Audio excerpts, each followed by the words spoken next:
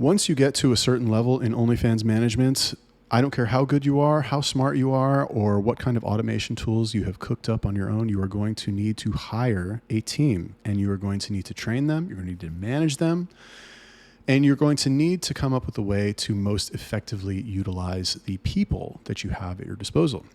Because even though this is a business that relies very heavily on, let's say, technology, at the end of the day, you still need people to operate the technology, so to speak, and to make human decisions every day. And you can't do it yourself. You're just one guy. So in this video, I'm going to tell you, what's this video about again? My OFM hiring and managing strategy. Now, why should you listen to me? Great question. Well, I am very good at identifying talent, whether that's models, and I don't want to say I've always been good at that, but I guess I have always been good at that. I'm very good at identifying talent, whether it's models or VAs or chatters or anybody. And I'm also very good at managing them. And in this video, I'm going to reveal my secrets to you so that you can benefit from my years of experience and genius brain. Okay, so here we go. Now, this video is not necessarily about models. This video is about hiring and training or hiring and managing VAs, whether they're chatters or virtual assistants or admin or whatever. Okay, so the first thing, this may be a bit controversial, but I don't care. I only hire men. I don't work with women. Like, I'm so burnt out on women. I don't ever want to work with a woman ever again. Yes, and this is just me, to be fair. I know that some, like I've talked to many people, many other, like I'm not alone, I'm not that I'm not alone, but like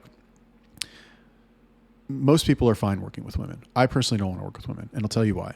I have found that men are harder workers. They are easier to communicate with. They communicate more directly.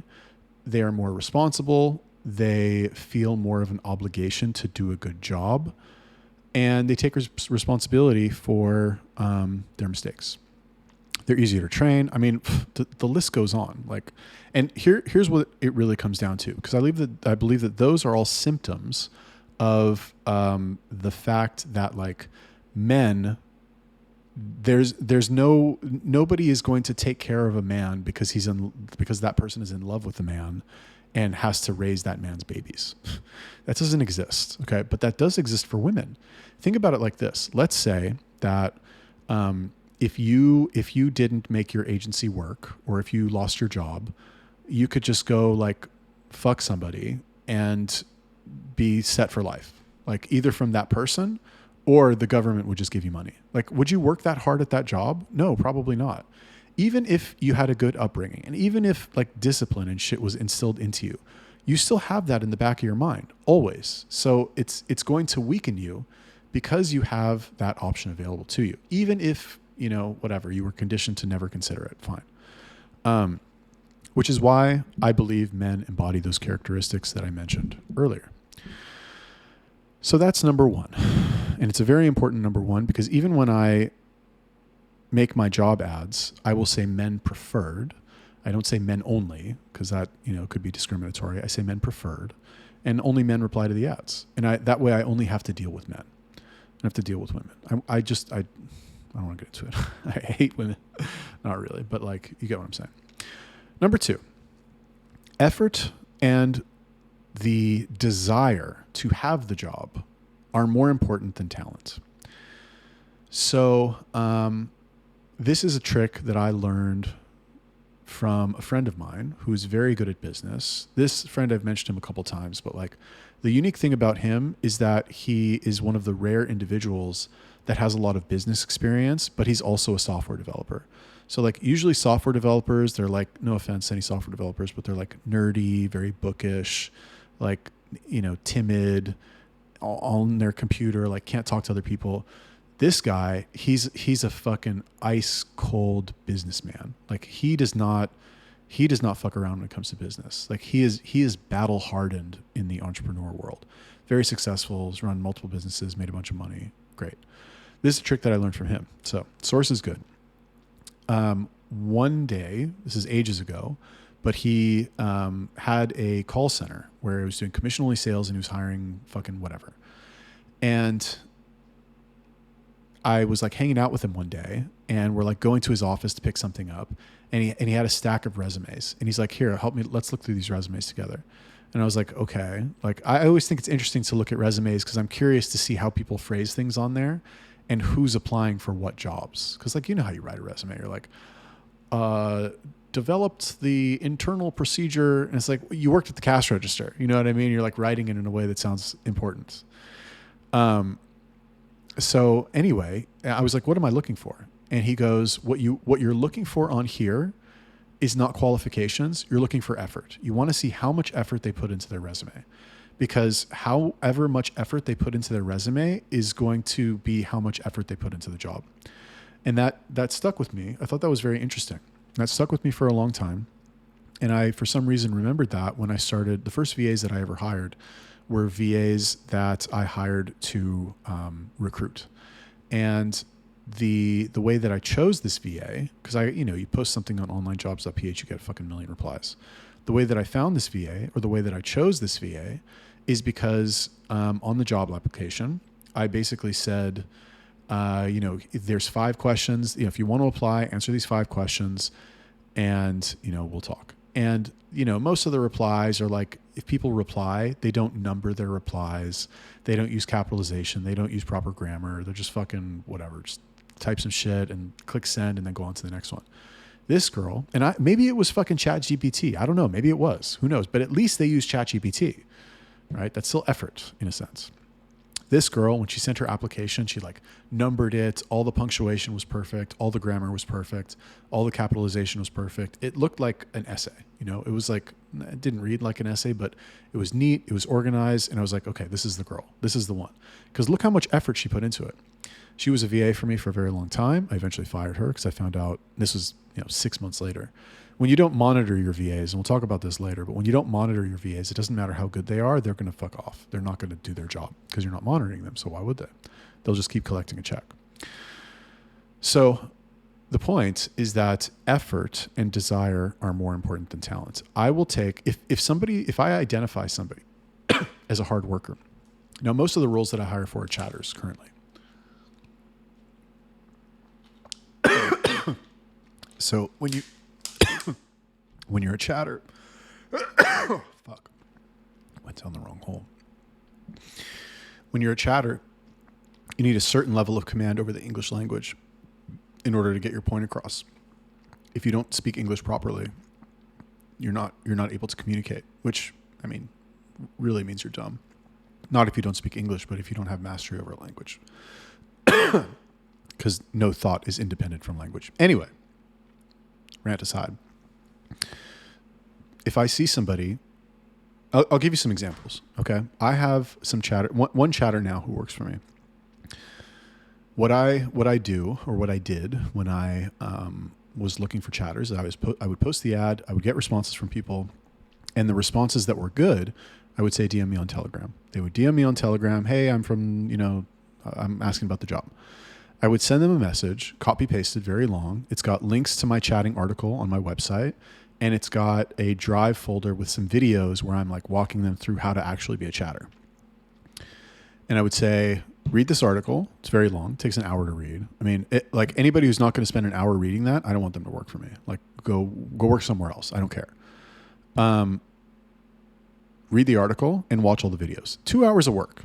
2 hours. Like you're not gonna go work for 2 hours for a job. So this guy in particular, I get a message from him after I sent him that, and the message was this long. It was fucking this long. He's like, hey bro, like I just finished reading your article, and like I know you think that all chatters are stupid, but I'm going to prove you wrong. And like, I'm so happy that we're finally communicating because I read a bunch of your article, and it was fucking on and on and on, this like massive fucking text. And I was like, this guy's going to be good. I knew he was going to be good. I knew, and he is good. And not only is he good, but this guy is probably the best chatter trainer that I have. The fact that he's so good, he's not the best, to be fair. But he's really good at like training new people. And because he puts so much effort into everything, he will take a new person on and he will be patient. He'll talk to them all fucking day. right? He'll talk to them all day. He'll fucking guide them. He'll answer their questions. I don't have to do it, right? I don't have to do shit. It's just because I found the right guy. I found somebody who is willing to do it, who's eager to do it, and who fucking is, he's just good. And the way that I identified that was because he put so much effort into his communication with me. Okay. He could have just been like, I read it. I'm done. When do I start? Or what's next? Right. But he wrote this fucking massive thing. And it's not about like he blew up my ego because he read all these articles. Like, that's nice, but that doesn't mean I'm going to hire you. If he was just like, hey, those are good articles. Thanks. Okay. You get 1 point for boosting my ego. But that's it. He got 100 points for fucking writing the long thing. Okay. And that's how I determine who's going to be good. Obviously things like punctuality and all that, those are also good. Responsiveness, that's also very important. But effort and desire, I'll tell you about another VA that I hired, right? This guy's from Ghana, African guy. And this guy, I just promoted to be my, what do I call him? My head assistant. And the reason is because, well, he messaged me and I wanted to make him a chatter first. Actually, I was going to have him be an admin for these girls I have on webcam. But the girls for webcamming, like I tried to take my current OF models and like they tried it once and they stopped. But I could see that this guy was really good because he fucking super responsive. Like he went above and beyond. He's like, I want to learn. I really want the job. Good English. And he's like young and hungry, So I gave him another job and I was like, okay, listen. Started doing Reddit. I'm going to give you these Reddit accounts. I need you to do this. I need you to post all these fucking pages. I need you to make me a spreadsheet. I need you to make me a list of all this stuff. Boom, did everything. He's always available too. And then I was like, okay, well now I need you to do this. And I gave him some other fucking task. He did it right away. So like, that's the type of guy that I want because I know that I can send him some messages and record a quick 1-minute video showing him what to do. And then 24 hours later, it's done. I don't have to think about it anymore. It's over, right? And eventually that guy, when he learns all the shit, he's going to be fucking bringing on the new people and fucking hiring and training the new people too. So, and by the way, the reason that he's so eager to work is because he needs the fucking money. He lives in Ghana. Like I picture Ghana, I think like they don't have clean water, like, flies everywhere. This guy, I'm going to pay him $500 a month for his fucking work. I assume that's a lot of money in fucking Ghana. And I'd be happy to pay him more. Because he takes so much work off my shoulders. Whatever. Anyway, number 3. Oh, sorry. I'm going to go back. Well, whatever. Number 3. We're going to make this one number 3.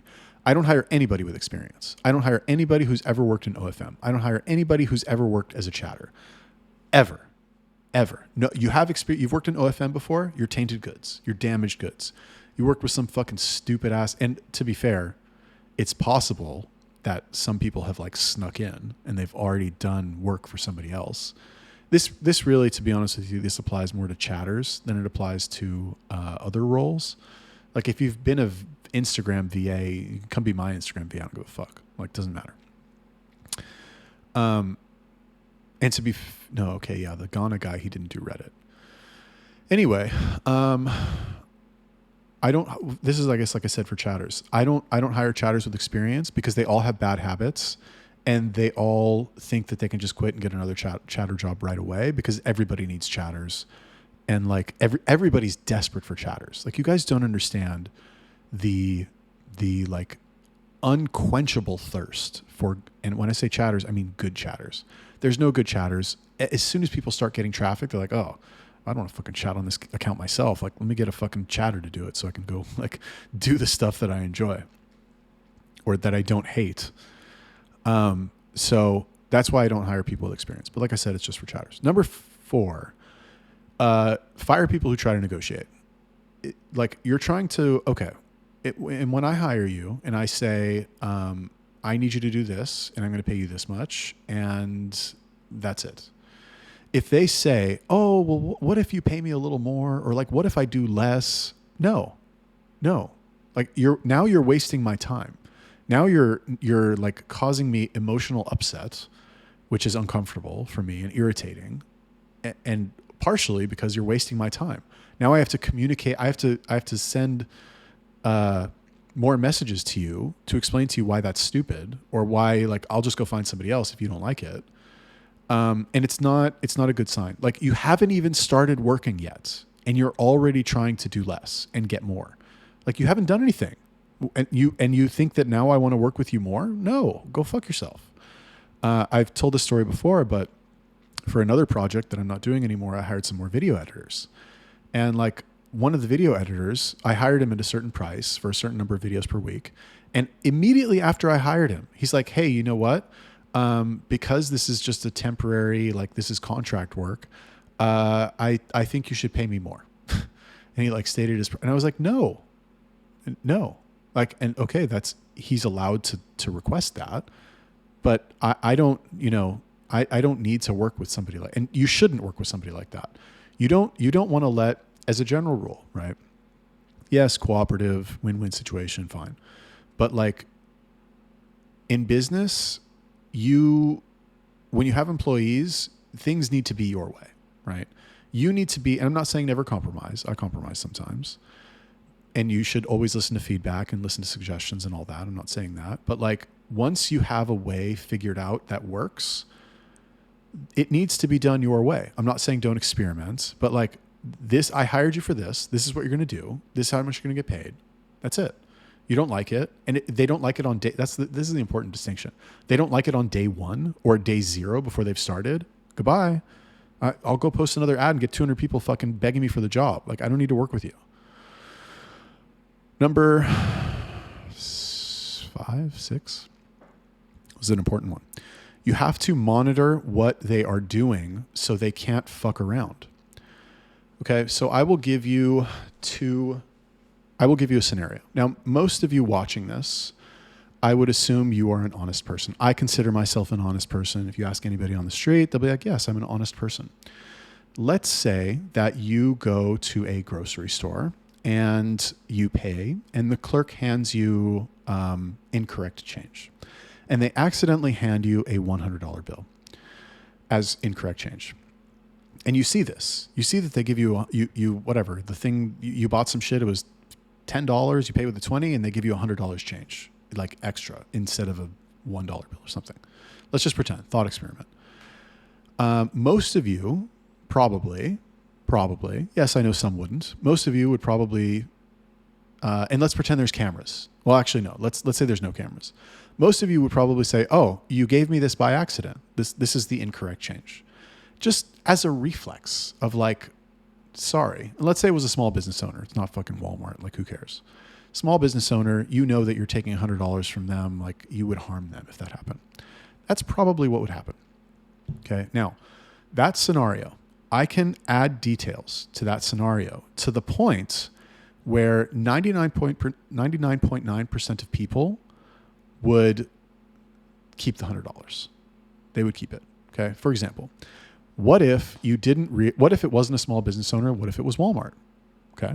Then who cares, right? Maybe some of you would still get the money back because you're honest, upstanding people. This is the OFM community. Maybe I'm talking to the wrong people here, but like, you get what I'm saying. Normies, right, would give the money back, or they would at least say they would give the money back.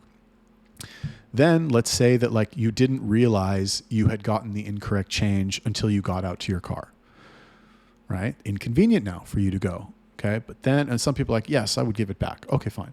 Let's say you got in your car and you drove for 20 minutes to get back home. And then you realize you got the incorrect change. You're going to drive all the way back there, right?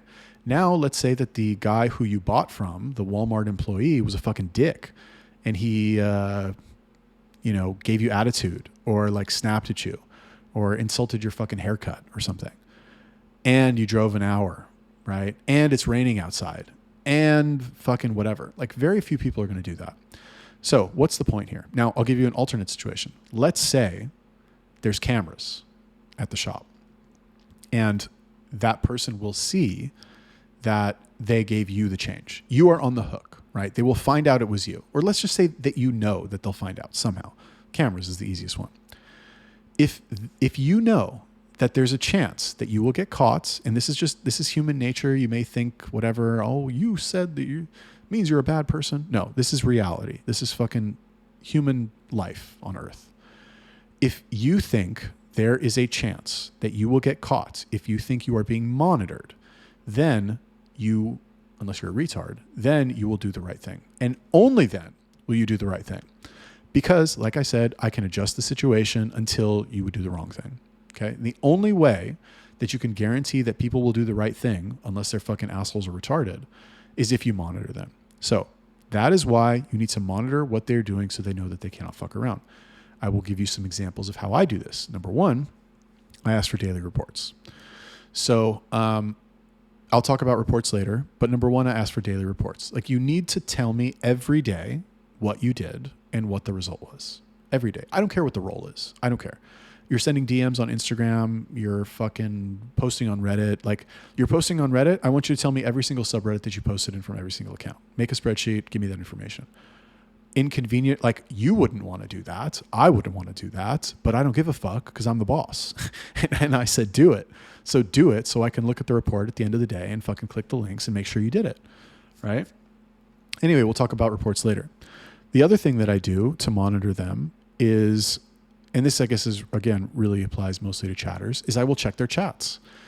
Now, normally I really just check, and this is bad, I shouldn't do this, but normally I'll just check their chats when I see their numbers start to drop, right? Every week there's a chatter whose like numbers start to drop, and I'm like, what's going on with this guy? Like, he was doing $1,000 days, now he's doing $400 days. It's like, and it irritates me, and like, I don't like checking because I know when I check, I'm going to see some shit that pisses me off, and I'm going to fucking yell at my computer for 40 minutes. Like, so here's what I do.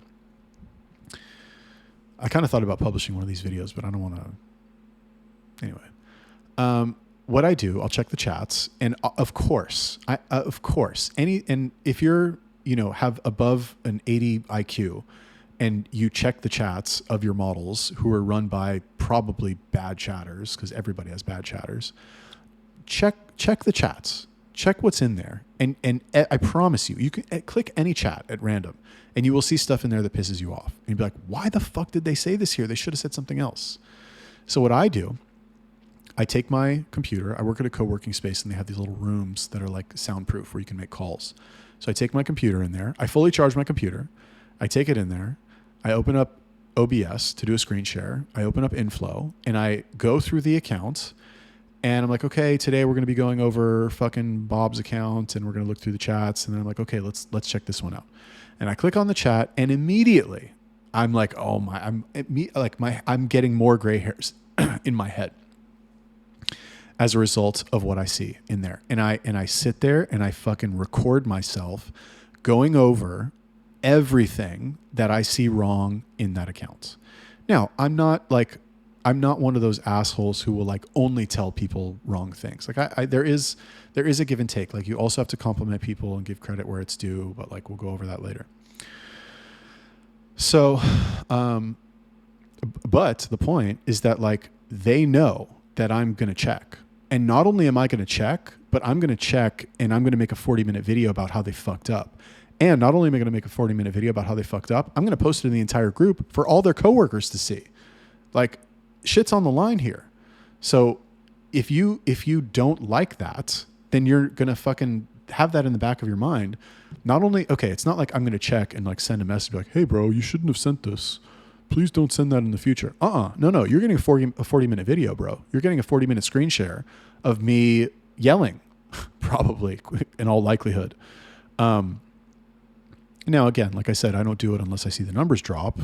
And they're all good guys and they all work hard and all that shit. But like, it doesn't matter. You still need to monitor them. And it's not about chatters, right? Any employee, every employee needs to be monitored. If I could monitor the models, like monitor that they're doing the content, well, that would be a little weird. Like, I mean, how would you even do that? Let's say I had full-time salary models who are working with me, right? I would put a fucking camera in there, make sure they're doing what they're supposed to be doing. Like, you told me you were going to work on TikToks all day today. You didn't do it. Oh, I just checked the camera footage and you didn't do it. You're fucking on TikTok. Hello, what's going on here? And I chew her out a little bit. Model's a little bit different because, like, it's a girl. Like, what are you going to do? Just fucking, they're going to do whatever they want anyway. You just have to find good ones. So you got to monitor them. This is like the most important thing. Absolutely non-negotiable. You must monitor your employees. Most agency owners do not do this. You think, oh, I hired somebody to do that. That means they're going to do it. That means they're going to do it every day and I can forget about it. No, check. Dude, I'm not saying go over every single thing that they do. Take 5 minutes. Like you have a VA who's supposed to post on Instagram. Take 5 minutes, look at their posts and be like, give them some feedback. Be like, oh, I saw your post on this account. Next time, use 2 emojis. And they're like, oh, fuck, he's checking my accounts. Shit, okay. And then the next time they go to work and they're working, they're like, okay, I have to like do this a good way because he said he's going to check, right? It's going to improve your results by 2. And then another reason, well, we'll talk about that when we get to reports. Number 7, if they fuck around, right? Now, the last one was monitor them so they know that they can't fuck around. Excuse me. If they fuck around anyway, get rid of them, right? And I'll roll this into the next one. If you have to tell them twice, get rid of them. Now, again, exception for chatters. Chatting is it's dynamic and in the moment. So like it's possible and it's really a habit. The way that they communicate is a habit, and you have to break bad habits that they have built their entire life from like talking to people, right? You have to, the method that I have for chatting, which is personalized message, qualify, build commonalities.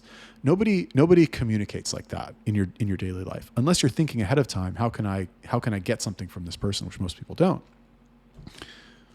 It's fucking hot in here. Shit. So I have to break them of these habits, and that takes time. And that's not the type of thing where like it'll work. You tell them once and you don't have to tell them ever again.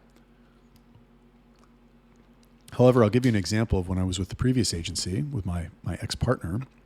We had chatters for a platform. And like part of the strategy that I said is you need to send a personalized opener to every new fan. And you need to message 50 new fans a day. Like the account's at thousands of followers. I want 50 new messages a day minimum, which is nothing. 8-hour shifts, 50 messages is, I don't know, what is that? Fucking 6 messages an hour? You can't send 6 messages an hour? That's 1 message every 10 minutes. It takes 30 seconds to send a message. 30 seconds if you type like this. And you're an idiot. A minute, let's say. What are you doing the other 9 minutes? I checked your chats. You're not fucking chatting with anybody. So the chatters that we had in that group, I had to tell them every day, because eventually what I asked them is I was like, okay, in your report, tell me how much you sold, tell me the dates, and I want you to paste the usernames of all the people that you messaged in here in a Telegram message. I don't care if it's inconvenient. I don't care if it's annoying. I don't care if it takes them time. I don't give a fuck. Like, show me. I want you to know exactly how many people you messaged. So that way I can be like, oh, you only messaged 26 people in 8 hours. What the fuck are you doing? That's why you sold $36 in your shift. What's going on here? Now, to be fair, those chatters should not have been hired in the first place. Those chatters were incorrectly trained and those chatters were incorrectly managed. Nothing personal towards the previous chatter manager or my ex-partner. It is what it is. We all learn at our own pace. But like that, that would never happen with me. If I have a chatter that turns in a day, like my chatters sell on day one. They sell $200 on day one. Like they take an account and they hit the ground running. And like at the end of the day, like they made $200 in sales. I mean, can your chatters do that? Can you train a new chatter and fucking day one they sell $200? If you can, good for you. Respect. But like I always thought that was fucking impossible. And if they sell for $10, then I'm like, I'm aware of it and I want to know everything about what they did, and I'll give them another day to try again. If they don't take my feedback, like let's say they messaged 50 people in 8 hours and they sold $10. I'll be like, okay, tomorrow you're going to message 100. Like you messaged 50, good job. And then on the shift, they're like, I worked for 14 hours. Oh, it was so hard.